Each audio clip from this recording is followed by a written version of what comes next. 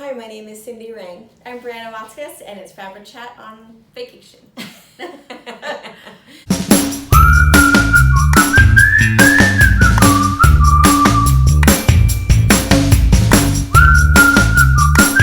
All right, we are in Rome. Yes. And you know what's crazy? I feel like it's such a totally different from Venice to Rome. Even though we're still in the Mediterranean, Venice is it's so much more relaxing almost. Even though you're still surrounded by so many people and so much water, and it's beautiful, but Venice was so clean. Venice also, there's no cars. And here's the funny thing, because we were talking about this, all of us have watched the movies, right? Yeah. And all of us think we know what Venice is like. It is not what you think. Not at all. And in fact, I'm going to insert a picture of a map for you, because it's not at all what you think, because the Grand Canal comes in and rolls around everything. There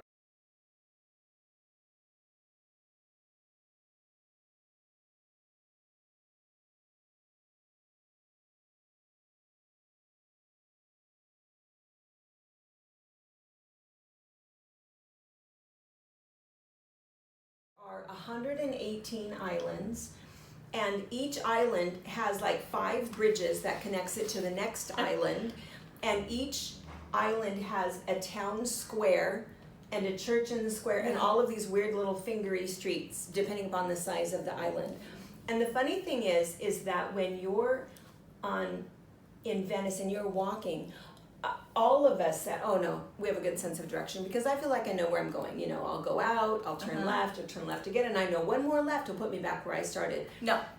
Nothing like that. It's not like our Every little streets. Weird little alley, and you can tell that it's been there for 1,000 years. All of these little pathways that are so narrow, only feet have ever been on there, and it's awful. So I have not yet told you the story about how we got lost. So we got there on the first night. So Brian and I like to walk, and you'll hear a couple of stories eventually about how usually every single morning we get up before anybody else does. We find coffee, and then we go for a little walk, and we like to explore. And we'll walk for miles. And so when somebody says, oh, it's 3 miles down the road, it's like, well, that's fine. We don't care about that. We love to walk. We like to walk in the morning, and we like to walk in the evening. And so we went out, we went for the stroll, and we got a little bit farther away, and we all went for dinner, and then Brianna and the kids were going to go back to the hotel. And I feel like I thought that from that restaurant, our hotel would be down the water, down the canal, and then back, straight back. And so I thought, okay, I kind of know where we're at, and I was on the quest for shoes. And so off we go, and here's what happens, is that whole squirrel moment, digression. My whole life is like that. Yeah. And so as we're walking, and I'd go, and then we'd go down here, and we'd find another beautiful bridge, and I'd stop to take a picture, and another beautiful bridge, and I'd stop to take a picture, and really not knowing where we were, but you don't really get the sense that it's large. Oh yeah, it's humongous. Yeah. And you don't get the sense of that. You feel as if it's very small. You're on this small little, I didn't get the sense that it was much bigger than Soap Lake. Right. When in fact, it is massive. Yeah. And we were probably 50 islands away before we realized that we were in trouble. So I get out my phone, and I thought, well, that's okay. I'm just going to look it up on my phone. So I look it up on my phone, and I thought, okay, I kind of see, and we're a long ways away. And I thought, well, that's no big deal. I'm just going to start walking. And I said, oh yeah, we got this. And Brian never gets concerned. He doesn't even pay attention to where we are. He has really no sense of direction, but he just trusts that I know where I'm at. First mistake. First of many. And so so we're walking, and then all of a sudden, I'll bet we were not 20 feet down the road when my phone also went, died. Oh no. Instantly. Died soon enough for me to know we're a long ways away. And so all I said to him is, I said, well, that's okay. We got this. I know we have to go this way. And then we'll get close, and then we'll start asking for directions. And he says, well, that makes sense to me. And again, very trusting man. She's got this. She ain't got this. I gotta say. And I'll let you know, Robert and I and the children made it back right to the hotel, where we were supposed to be, zigzagged all the way through, and we made it home quickly. I never even thought that Mom and Dad were not going to make it home. And they were going to be lost. Lost on And one of the my islands. phone is set at airplane mode, so we just have the Wi-Fi calling, so I have to be connected to Wi-Fi for people to be able to text me or whatever. I hadn't set that up yet. Robert's phone is set for international, but I didn't realize that Ray and John didn't have his number. So no one knew. So no one knew where Mom and Dad were. No. Mom and Pa were gone. No, we were lost. Well, so at this point, I think it was probably 8 o'clock.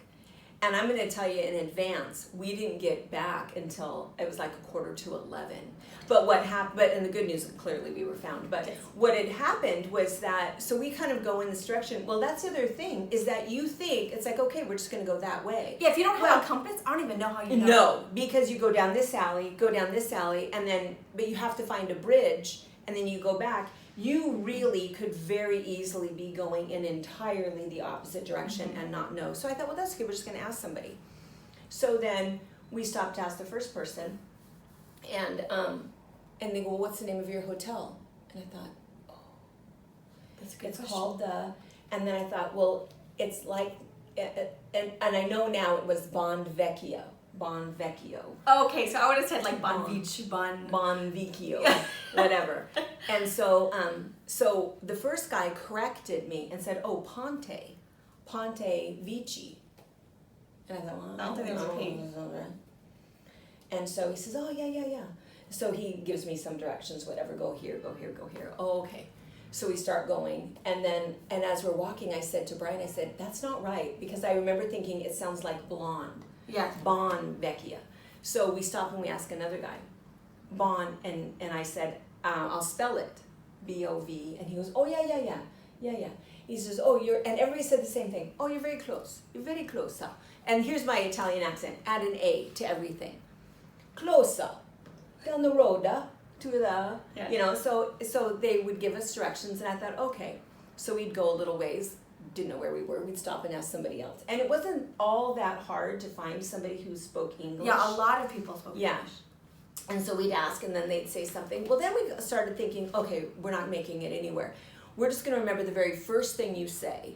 And as we get to Campo Rialto, then we're going to stop and ask somebody else, because we couldn't follow it. And so then we started doing that, and then we realized we thought these people were like messing with us. Okay, because you finally realized, it took me the end of like the other day, the last day in Venice, to realize right did not mean Does to go not right mean turn. right. I have this, well, finally, because first we thought, our first thought was, these people are being mean to us. They're saying, go here, turn left, go here, turn right, and they're just laughing as we walk away. Silly tourists.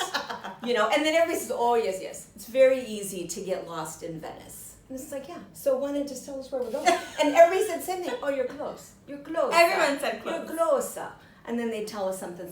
And the other funny thing is that everything either is Campo or Ponte or San something. So when they tell you the words, when you see it on the sign, which is painted on the side of a building, wait, is that what they said? San Marcos, San Paulo?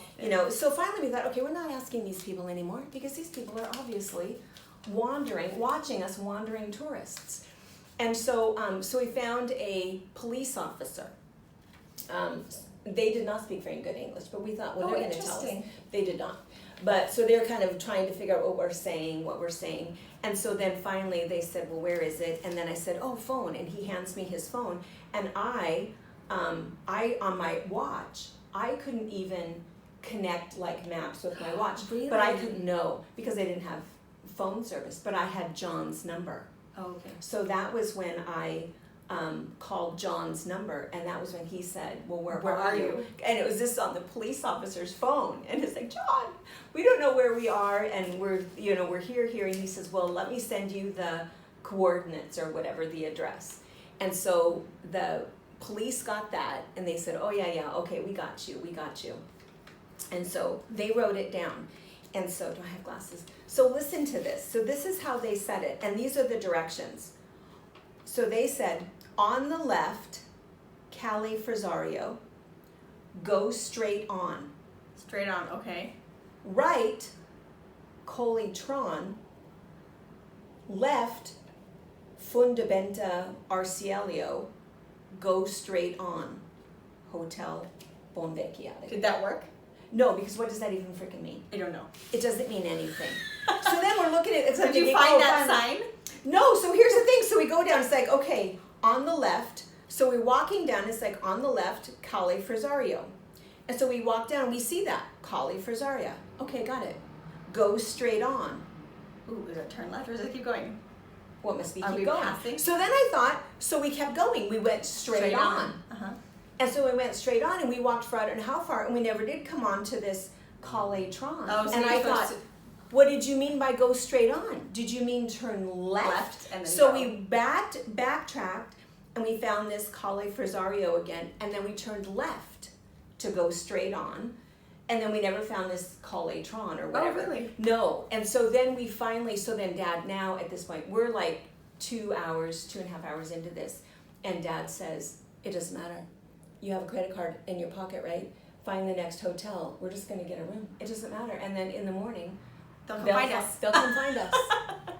And he was starting, because it was dark. I mean, that's scary. And here's the other thing. This is this medieval place and narrow pathways that some of these little alleyways. You can't see light at the end of the pathway. No. And they said that there was not a lot of crime rate, but there's always a first. There's always some silly tourist who's out at night that shouldn't be. So Pickpocket gone he's wrong. getting a little, because every aisle or alleyway that Yeah. we turned down would yield nothing. And so he says, that's okay, just find a hotel. So we find this nice hotel, and we go in, and I said, okay, this is not where we're staying, and my husband wants us to stay here, but do you happen to know where the Hotel Bonvecchiati is? Is it close? And he says, oh, yes, you're very close. Can you walk me? How much can I pay you to take us there? And he says, no, I show you. So we walk outside, and he goes like this. He says, he looks down there, he says, see the shop whose lights are on right there? And I said, yeah, I see that. He says, okay, from there, go straight on. No, he says, that's not what he says. I have to think about that. He says, go right. And then he says, you're going to get to something, and he rattles off something. I says, okay, now wait. You said, go right, but you did this with your hand. What do you mean? And he says, go right. And I said, but do you mean turn right? Am I going to go there and then I'm going to walk that way? And he says, no. Go right. Stay true. And it's like, oh, dang it. I said, okay. Stay true. Then what? And he says, and then I had to keep doing the. Yeah. And we were only like 2 turns away. We were 2 minutes. Oh, jeez. We weren't very far, but I think the whole time we were there. And here's the other funny thing. Oh, you must have been really close, just we were really surrounding close it. the whole time. And the funny thing was, because every time somebody said go right or go straight on or whatever, the translation is not correct. Sure. And so anyway, so then the really bad thing is that we loved to walk. We were so gun shy after that. It was PTSD every time we were out walking. Somebody else leave. Somebody else. Wait. And even our last morning, because we left yesterday morning, and our last morning we get up early, and we're out walking. And it's like, okay, turn. Wait, we got to bridge. Go back. Walk back to the hotel. I was like, okay, let's go this way. Okay, go back. We got the bridge. It was so sad. We went down 3 little roads, and as soon as we got to a stop, we turned back. Yeah. We made it to the square, and that was all.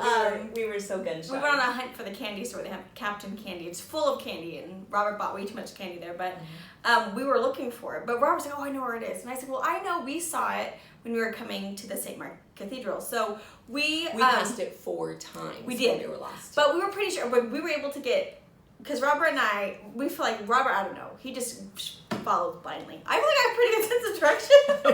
Not in Venice. But we did. We made it through, and then we made it to St. Mark's a totally different way. He's like, oh, no, I know where I am. And I said, well, I think Candy Shop is that way, because we came in a different direction. I was like, no. We're like, oh, wait, you go. He led us back to the hotel. Like, But then I felt super brave Yeah. because I had people with me. And I had a fully charged phone. It's like, no, I can get us to the candy store. Yeah. So we went down, and we came out. We went down a couple alleyways. Yeah. And then when we came out, I said, it's going to be on this corner. We walked down. It wasn't on that corner. I was only off by one little alleyway. Yeah. So, but there was, I think, in that area, we traversed that area, I don't know how many times when we were lost. So it's that whole thing, I've been lost here before, let's go a different way. But anyway, Venice, but I still have to say, with all of that, it's beautiful. It's amazing. It is not what you think. If you've not been there, it's not like the movies. It is so medieval, but charming, romantic, so beautiful. And everyone is actually really, really nice. Super They really friendly. are trying to give you directions. I think they are. At the time, I thought they were messing with it. There's just a language thing. And I think if I would have had a map, because the other thing is that even when I did have a fully charged phone, the internet there is so slow that it doesn't register. You walk way faster than it updates. So you want to be careful with a walking app. You want to have. And the hotels all have big, like, real walking maps. Yeah. So we should have had one with us, and then that would have been a whole lot easier. Yeah, but still, lesson learned. We thought, there's those apps where it traces your steps. Yeah. I would have loved to have seen what that looked like. Right. Where we all were, because we walk fast and we walked a lot. And anyway, but all of that, I would still, it's actually on our list to go back to Venice. And then we went to the island of Murano and saw glass. These are Murano earrings. And then we went to the island of Burano, where they make lace. That go island there alone would be cool to spend an entire day. We were only there for like an hour, and it was not enough. Not at all. Beautiful, beautiful. So we have another kind of a photo montage, and so, and we'll put it up next. We'll have this one, and then I just need to do a little bit of editing. We'll put that up. But I was going to do kind of a little voiceover thing, but then you'll have to wait for me to do that. So it'll just be really pretty pictures. But what you'll notice is that the pictures of Murano, they wouldn't let us take pictures inside the gallery where the glass was, because they said it was copywritten, and so we couldn't do any of those pictures, so you don't get to see that.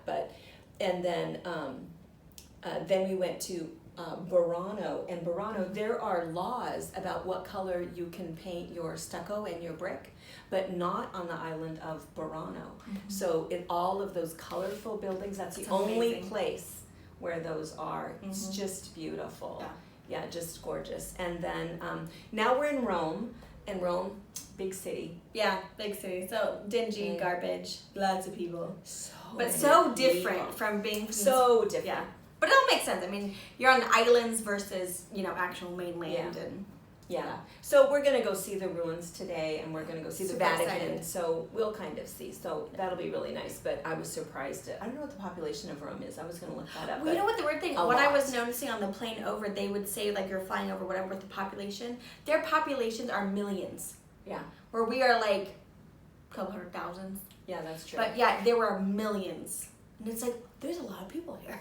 Oh yeah, because Amsterdam and they were millions till I don't even know if I knew exactly how big that number was. But yeah, I was impressed the populations because we're so different. I mean, we're at a population of 25,000, and we were visiting a city at the population of 1.3 million people. So I don't even know how many people can fit in one city. Yeah. But yeah, it's amazing. We're small town girls. I know, right? Small town girls. Let's see. So we'll keep kind of showing you things, and we'll keep we have a little glass demonstration video. And those of you guys that have been to Soap Lake, my friend Deb Noah does that glass blowing, and so she does a demonstration, and we've started making necklaces and different things when we come. But when you guys come and we go down to her place, but that was really cool. That was fun to watch. So I think that's only like an 8-minute video. It's amazing how easy he made that look.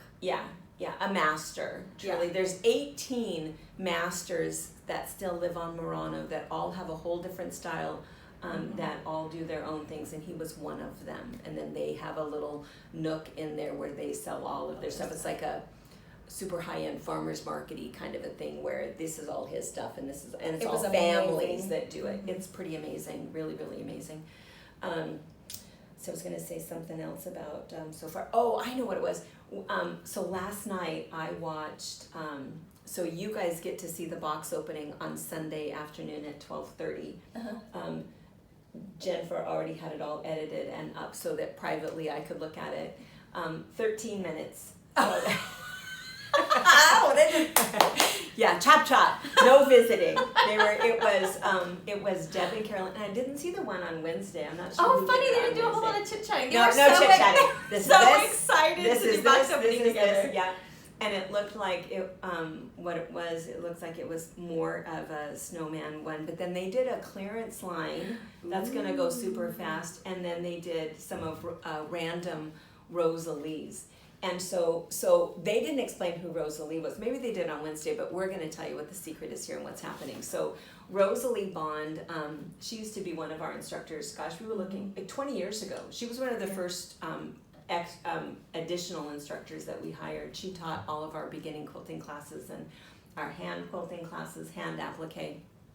And she is over staying at my house, taking care of the cats and having a good time. And she is organizing my sewing room for me. She's putting binding on quilts. She's finishing up projects. And so we were going through the sewing room and we were looking at stuff and she, what is this stack? What is this stack? I don't know. And so I know, it's like, I don't know, you can have this and you can have this. And she says, well, do you trust me? And I thought, yeah, and that's what a hoarder needs, right? Is a hoarder needs somebody else to make a decision. This does not look important. So I did get to see some little pictures, and it's like, no, there's nothing critical in there. It can go away. And if it just goes away before I see it, then it's okay. So she's got some kits, some that were parts from classes, some that were, because when we do a video, we might have the quilt behind us, but we're starting to make one, and so we have it just in half done, and all of those I either need to make that or I can gift it to somebody else. So that's what she has. So the random Rosalies are these weird things that she's finding that she wants to get rid of before we come back, and so I almost don't want to know what it is, so I may not watch again, but watch for that because she wasn't in the video, but they didn't explain what it was. They just said these are random, and then it was spelled wrong. I think it said Radom. Radom Rosalie. So that's what it is. So you'll have to watch for that. And they only had one thing featured, but my guess is it's going to be like a Tracy Tuesday. And I think that if they don't say it, I think that's where they're putting it. They're either putting it in the clearance section or the scrap bag remnant roll section. So if you don't think they did like an extra category? I don't think so. Look for it. Look for random Rosalie. Look for random Rosalie. Just search that in the search bar. Or what you can do is, I know that Jennifer is going to link it in the description of the YouTube video. Mm-hmm. So always go there and you can always click it and you can figure out where it is from there. But let's see. Right. And I think that's about all I know is that Venice, lovely. Be careful. So gorgeous. Murano, Burano. Go there. Rome. It's our first day. We're gonna probably love it, but right now it is so loud. And we came in on the train, which the train ride was beautiful, beautiful train ride, and it was gorgeous. But then when we got here, there was a bazillion people, and we had to. It was a 3-minute walk from the train station to our hotel, and it was scary. It was intense. Crossing lanes of the roads and having the children and our big luggage. The kids have been doing excellent. They've been doing really, really good. And it's such a busy day. I mean, we see a lot and things that they don't understand. They did awesome at the glass thing. They thought that was the coolest thing. Harper's talking to people. Yeah.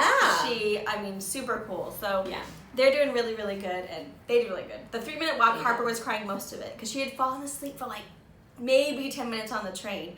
And so I had to wake her up, and she was on Dab's shoulders because it was the safest place to put a sleepy, didn't really want to listen kid. She's crying the whole way. And Robert's like, you're not moving. You better hang on because if you fall, it's going to hurt. And Wyatt's helping me push my one little suitcase, and Robert's got 3 and a baby.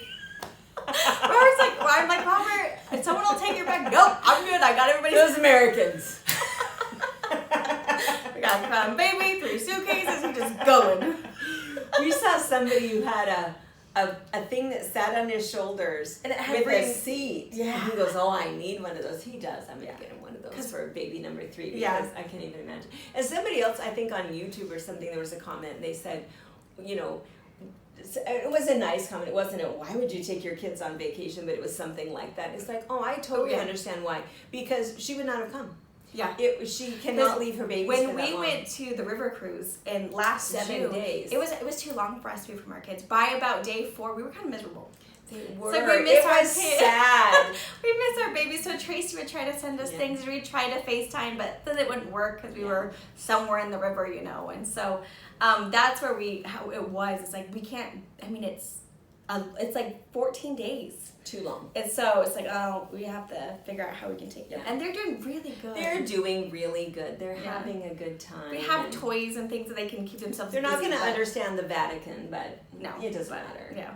Because somebody else said, oh, they're not going to remember any of it. Well, they don't have to remember any of it. It doesn't matter. They're here to comfort mom and dad. Yeah. That's why they're here. It was sad. It was sad when they were on the river cruise. You know, they'd get a little video, and we'd be all at dinner, and they'd be going, oh, look, oh. And then they'd watch it again, and then they'd watch it again.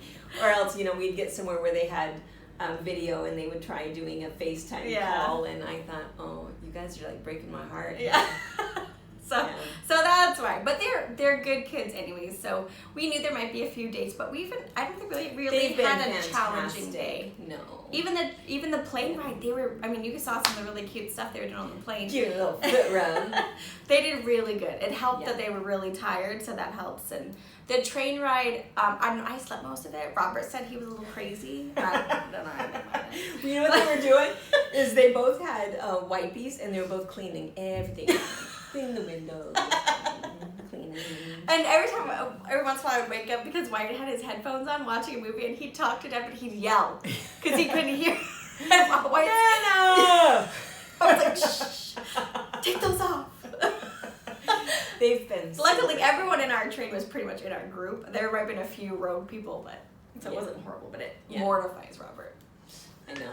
He doesn't like anybody staring at him. No attention. Yeah. And our kids are nothing but attention grabbers. Yeah. Yeah. So. All right. Well, we'll kind of keep doing little FabriChat, and maybe we'll do some with like the group, and we'll do a couple other things. So we thought, and I don't even know what day this is going to post. I know for us, it is Saturday morning, I don't even know 10 what day it is. a.m.-ish. I know. I finally have it down because it was the weirdest thing because it was a 12-hour flight, 6-hour layover, 2-hour flight, and then when we landed, we were 9 hours ahead of time. An entire day. It's like, I don't know what day it is, I don't know. So now I finally know. I don't know how finally last night I got it. And Robert has his, so I have my clock setting. You know how you can like set your alarms and stuff? I have one that says Rome. So I know what our local time is, but I haven't, of course, turned myself off of airplane mode because heaven knows I can't afford that phone bill. So I have local time on my phone. It's super, super crazy. It's like, I don't know what day it is. Just where we're supposed to be when time. we're supposed to be there. I know. We don't know. Ray and John text me. It's like, wait, this is what we need to do for today. Got it. No knees, no shoulders. Got it. We'll be there at 11.